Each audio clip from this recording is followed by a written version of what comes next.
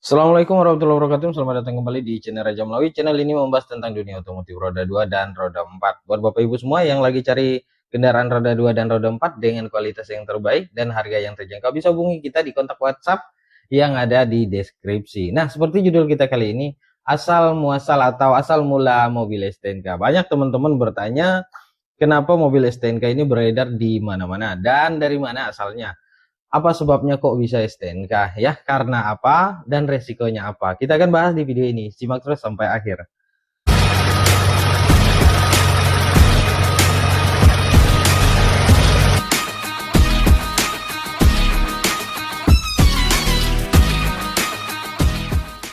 Oke guys, seperti yang kita ketahui di daerah kita, khususnya di daerah Kalimantan Barat, banyak sekali tuh beredar mobil-mobil STNK ya.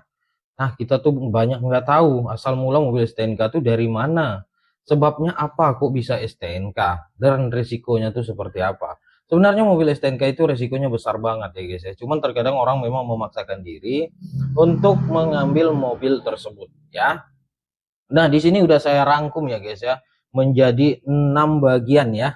6 bagian penyebab mobil itu STNK. Langsung aja kita bahas dari yang pertama dulu. Satu, mobil masih dalam masa kredit leasing. Nah, mobil STNK yang pertama kita bahas mobil masih dalam masa kredit leasing. Jadi mobil ini masih leasing, terus orang yang punya mobil ini tidak mampu untuk melanjutkan kreditnya. Maka mobil ini dioper ke salah satu orang atau bisa kita sebut saja si oknum, dioper sama si oknum ini, namun sama si oknum ini tidak dilanjutkan pembayaran kreditnya. Yang ada mobil ini dijual sama orang dengan harga yang terjangkau, yang kita kenal biasanya di daerah kita yaitu dengan nama mobil putus, jual putus guys. Jadi kamu beli tidak usah melanjutkan kredit lagi, tetapi cukup bayar yang harga ditentukan si oknum ini. Nah, itu yang pertama asal mulanya mobil STNK ya. Jadi kalau bicara bahaya atau tidak, bahaya dong. Karena mobil bukan punya beliau, mobil ini masih dalam proses kredit leasing.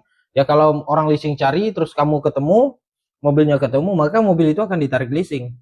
Nah, nanti kamu akan mengalami kerugian guys. Ya, paham ya? Nah, yang pertama asal mula mobil STNK itu adalah mobil masih dalam masa kredit leasing. Saya akan jelaskan singkat-singkat saja, tapi mungkin bisa dimengerti oleh Bapak Ibu dan teman-teman di luar sana yang mungkin saat ini lagi cari kendaraan roda 2 ataupun roda 4 ya. Yang kedua guys, di sini mobil curian ya.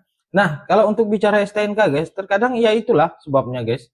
Kita nggak tahu itu mobil apakah memang aman, apakah memang itu curian, apakah memang mungkin mobil itu punya teman dijualnya atau dipasarkannya dengan kondisi surat STNK. Ya, kita nggak tahu guys. Nah, kenapa saya masuk di sini dalam uh, kategori mobil curian? Karena ya kalau mobil curian terkadang memang ada STNK-nya guys. Di dalam kendaraan tersebut ada STNK-nya. Jarang STNK kita tuh disimpan di dompet atau di apa. Biasanya memang di laci-laci mobil. Bahkan ada yang menggunakan stok kontak mobilnya itu kuncinya menggunakan dompet dan di dompetnya itu ada STNK-nya. Nah, kalau mobil itu hilang, dicuri orang, diambil orang dengan oknum-oknum nakal tersebut, maka nanti kalau dijual, ya pasti dalam kondisi STNK.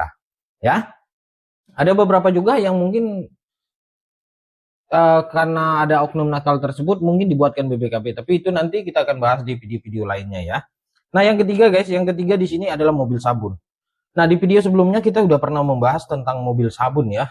Bagaimana ceritanya mobil sabun apa segala. Jadi mobil sabun kita ambil singkat saja. Mobil sabun punya pemiliknya ya guys ya, punya pemilik, dibawa temannya, dijual sama temannya, habis itu pemiliknya ngambil kembali. Ya, mobilnya mobil STNK. Dijual sama oknum ini dalam kondisi STNK dengan harga yang relatif terjangkau. Selang beberapa waktu kemudian, temannya yang punya ini yang atas nama BPKB mengambilnya kembali. Nah, maka di situ Bapak Ibu juga akan mengalami kerugian yang sangat relatif besar biasanya ya, puluhan juta ya. Bapak Ibu juga tidak bisa menahannya karena memang mobil ini adalah mobil milik si A ini yang memegang BPKB tersebut. Nah, mobil dalam kondisi STNK dijual dengan harga yang relatif terjangkau. Yang keempat di sini guys ada mobil rental ya. Mobil rental kita ketahui banyak sekali di daerah kita. Mobil-mobil rental ya. Mobil rental itu bukan maksudnya ini bukan mobil rental itu STNK ya guys, tidak. mobil teman-teman kita yang memang kerjaannya di rental dipinjam sama oknum, tapi bukan untuk kepentingan penggunaan, ya, bukan dipakai untuk keluar kota, bawa keluarga dan sebagainya, tapi memang dipinjam terus dipasarkan, dia dijual kepada orang-orang yang mungkin memang lagi cari mobil STNK, atau mungkin dengan orang-orang yang mungkin keinginannya besar, pengen kendaraannya yang bagus tapi dengan harga yang relatif terjangkau. Nah, mobil tersebut dijual lah sama si oknum ini. Maka mobil itu dalam kondisi STNK. Ya, mungkin dengan perkataan dia bilang BPKB-nya lagi dicari, ataupun mungkin BPKB pindah rumah, hilang, banjir, kebakaran, itu udah alasan-alasan yang memang sudah tidak familiar lagi ya, memang udah itu alasannya. Tapi disclaimer ya guys ya, alasan itu tidak semuanya orang seperti itu ya. Memang mungkin ada yang beberapa alasan. Dulu saya pernah ketemu sama satu teman, dia menyatakan bahwa BPKB-nya mobilnya hilang karena pindah rumah. Tapi alhamdulillah memang BPKB-nya benar-benar hilang ya. Tidak semua orang seperti itu juga ya. Tapi memang ini ada oknum-oknum tertentu. Makanya terkadang susah kita menebak mana yang benar dan mana yang tidak benar ya. Tapi makanya yang jelas kalau bisa ya jangan ya guys ya. Oke. Dan yang kelima guys, yang kelima ini adalah mobil lelang guys. Mobil STNK berikutnya adalah mobil lelang. Nah, bagaimana kok bisa mobil lelang itu mobil STNK? Ini yang saya ketahui ya guys, yang saya ketahui di daerah-daerah besar sana, mobil-mobil plat-plat luar bukan dari plat Kalimantan Barat tersendiri ya.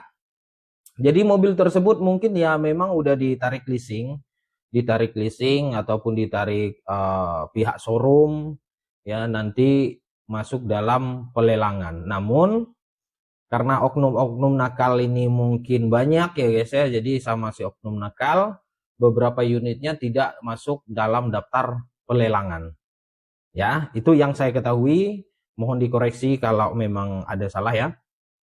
Jadi seandainya gini guys ya, ada 1000 unit nih yang ditarik sama leasing yang akan dilelang, namun sama oknum tersebut 100 ataupun 150 unitnya dihilangkan, tidak masuk dalam daftar pelelangan. Jadi yang masuk daftar pelelangan 800-an ataupun 850 unit ya. Jadi 150 unit ini dihilangkan sama oknum tersebut, dipasarkan dalam kondisi STNK dengan harga yang relatif terjangkau. Yang pastinya kondisi dipilih yang top chair yang bagus-bagus ya. Itu dia guys ya. Dan yang keenam, yang terakhir ya guys ya, mobil STNK di sini adalah mobil denda besar. Ya, ini relatif aman ya guys ya, kalau mobil STNK dengan kategori mobil denda besar ini menurut saya aman sekali. Aman dalam tanda kutip juga ya guys ya, kalau kamu memang punya kemampuan kamu harus aman. Jadi mobilnya ini sebenarnya udah lunas guys di leasing, udah lunas di dealer, cuman terkadang kan ada denda tuh ya. Kita bayar per bulannya, ada denda, kadang kita ada nunggak ya. Jadi denda itu terkadang besar ya. Mobilnya udah lunas ya, 36 kali bayar ataupun 48 kali bayar udah selesai. Tapi di situ ada denda. Dendanya relatif tergantung ya guys. Ada yang mungkin 5 juta, ada mungkin yang sampai puluhan juta. Saya pernah temukan mobil dengan denda sekitar 30 jutaan. Nah, pemilik tersebut nggak mampu dong untuk mengambilnya ya. Maka alhasil mobilnya dijual dalam kondisi STNK. Nah, kalau mau ngambil BPKB-nya bisa, ada di leasing ya. Itu jelas, mobil yang seperti itu jelas dan memang udah lunas.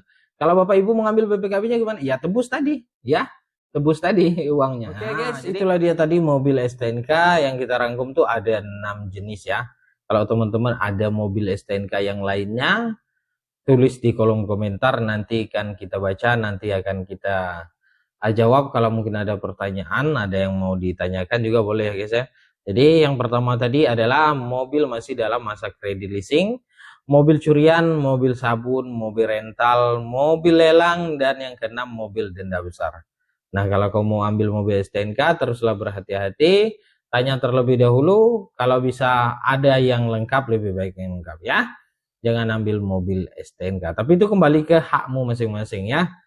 Kamu yang punya uang dan kamu yang punya keputusan ya. Kalau kita memang tidak pernah melakukan hal-hal tersebut ya, prinsip kita adalah kalau ada yang lengkap kenapa harus ngambil yang STNK, kalau ada yang bagus kenapa harus ngambil yang jelek. Terima kasih yang udah nonton video ini, jangan lupa di subscribe ya. Semoga channel ini bisa berkembang, bisa bikin konten dan video edukasi dan yang lainnya setiap hari. Terima kasih buat teman-teman. Assalamualaikum warahmatullahi wabarakatuh.